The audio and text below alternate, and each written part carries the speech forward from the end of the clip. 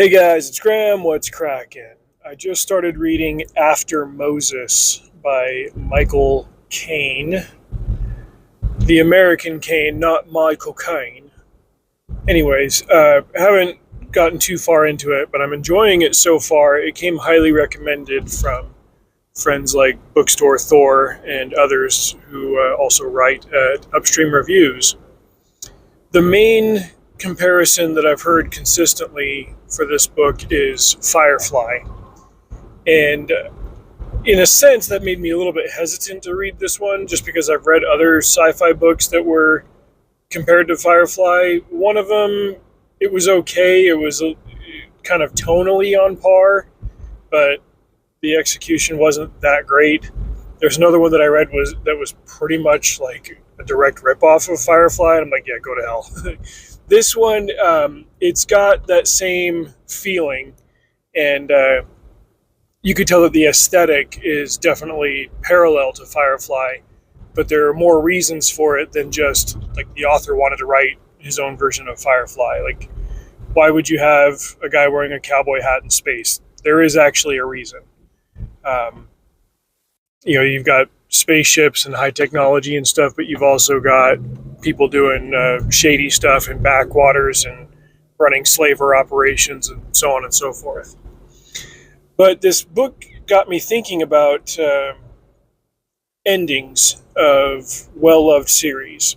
And I wrote an article over on my website several years ago, probably 5 years ago at this point, about how Cancelation was the best thing that happened to Firefly as a TV show. Not least of which because it was very entertaining, the writing was great, the characters were awesome, the through line of it was fantastic. But Fox Network back in the day, just had this nasty habit of signing a Western that people really liked and airing it and then canceling it well before the thing had fully developed. They did that in the 90s with Briscoe County Jr., which was a fantastic, very well-loved show. Somebody canceled Briscoe, and then Firefly got canceled after not even really being given a shot. Like, the episodes were aired out of order and everything. Like, as soon as that happens, you're dealing with a show that the network itself is trying to kill. But I digress.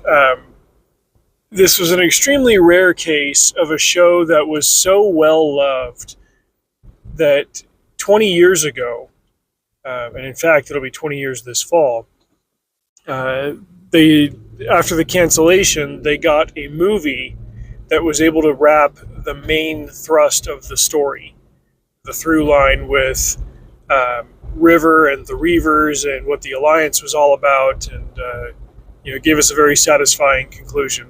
The movie Serenity had to do this odd, like, 4-tier stacked prologue to kind of remind viewers of the show of what the stakes were, as well as bring any cold turkey viewers in to get them up to speed.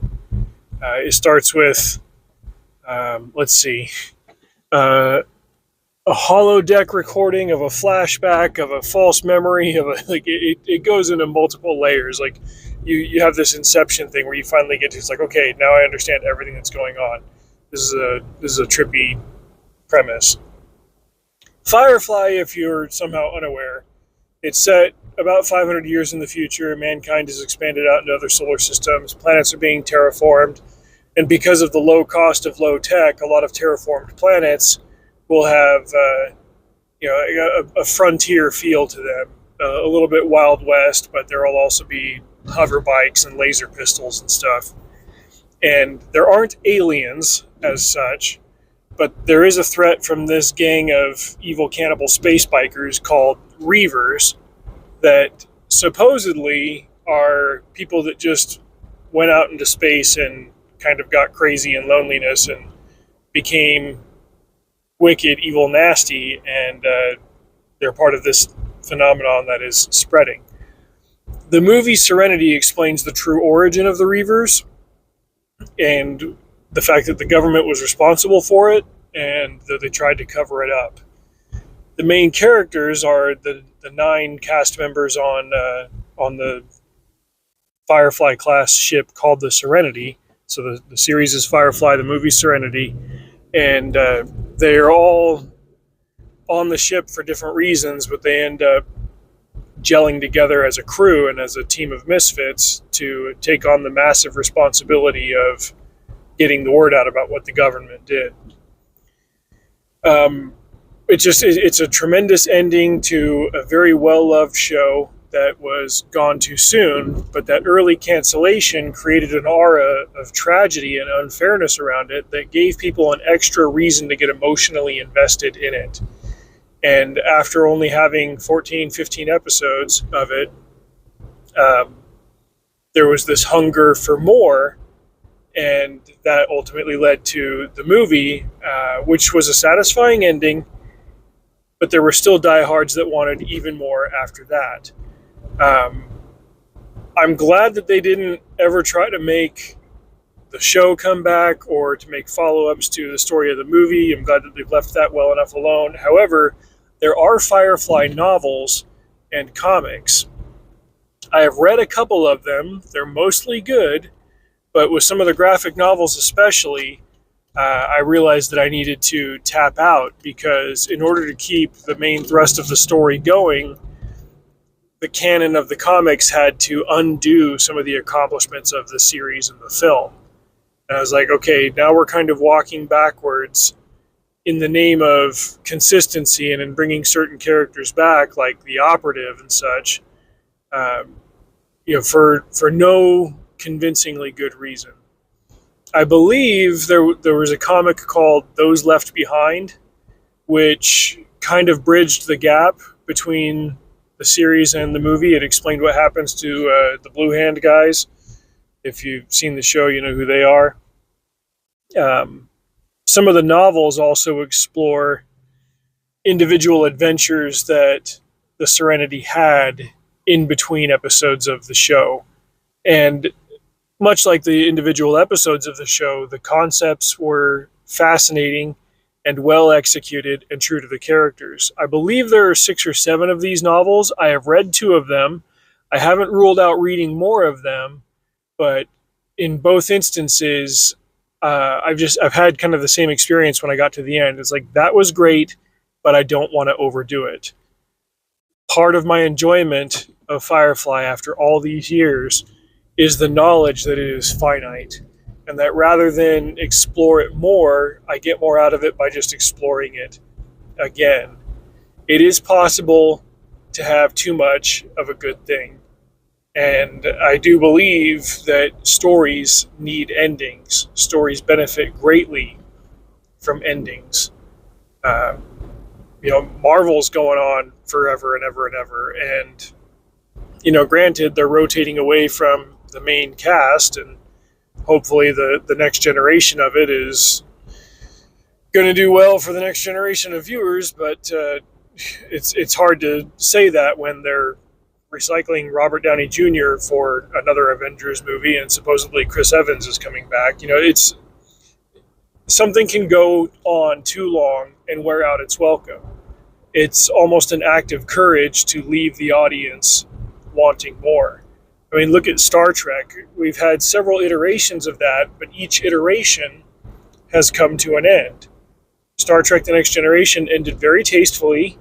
We got 1 or 2 good movies out of it. They had plenty of successful movies from the original series. They didn't make any Deep Space Nine movies, but Deep Space Nine had its run and told its story. Voyager did the same thing. And then they started getting into prequels and Strange New Worlds and whatever. I have a feeling that there's always going to be more Star Trek, but as long as they are focusing on new clusters of characters and not trying to constantly retread the same territory, they could be okay. I've heard fan discussions say the same thing about Star Wars. Like, it doesn't necessarily need to be about the Skywalkers anymore.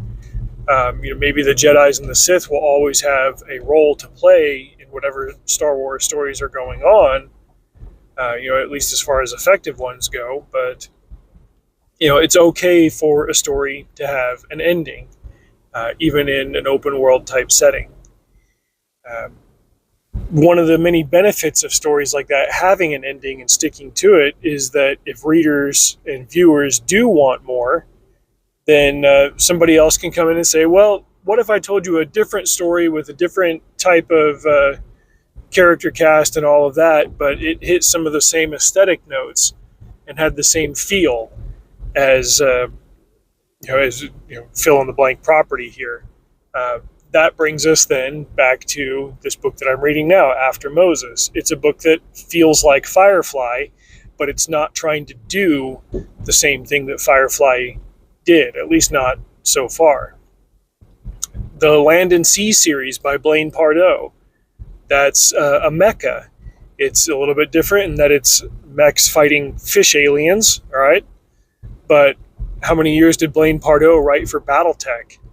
And he decided, okay, well, I don't want to make everything exactly like Battletech, but I know how to write mechs and I know how to write mech stories, so I can do that. And I can throw in another element, and I can take it in a different direction. I can give people something that feels like what they want without it being the exact same thing. I've talked about this before with superhero stories. Like, there's an archetype of a superhero origin story where weak but morally good hero, protagonist type guy gets bullied, gets powers, tests out his powers, gets revenge on his bullies, draws the attention of a villain, has to level up to fight the villain, gets the girl that he's been pining for the entire time, saves the day but has a mission going forward, strikes a pose and says sort of into the camera, I am hero name here, roll credits. Like, how many times have we seen that movie? What if instead you told a completely different type of story, or whether it's a movie or a book, and just threw superpowers into the mix as an afterthought to give it a bit of punch, a bit of spice on the steak, as it were. Focus on telling a different genre of story and just throw powers into the mix, or throw spaceships into the mix, or dragons, or make the genre addressing instead of telling the most typical story of a genre. Take us somewhere different with it. Give us something new. Otherwise, things will go stale. The value of an ending is that it keeps things like that from going stale and overstaying their welcome. I'll check out a couple more of these Firefly novels. One of them was really cool. It was a bunch of browncoats that set a trap to arrest Mal and try him for, I can't remember what the exact charge was, like that he screwed something up as a leader in the browncoats. There was another one where a piece of Jane's past came back, and a former romantic liaison of his alleges to have had his daughter, and he's got to figure out whether this daughter is actually his or not. And there are other entanglements that need to be addressed as a result. Like, they were both good, and I'm sure that I'll read more of them later on. But again, like, I enjoy having some distance from it and knowing that the story is complete and that anything else that I read is going to be in between what's already been established, and just kind of fill it out a little bit, make it a little bit more robust. But I don't need to know every single thing that every crew member was doing on every day between the pilot and the movie. But just some little bits and pieces here and there that add to the flavor of it without it becoming the only thing that you consume. In summary, it is valuable for stories to have endings. Drive safe. See you out there.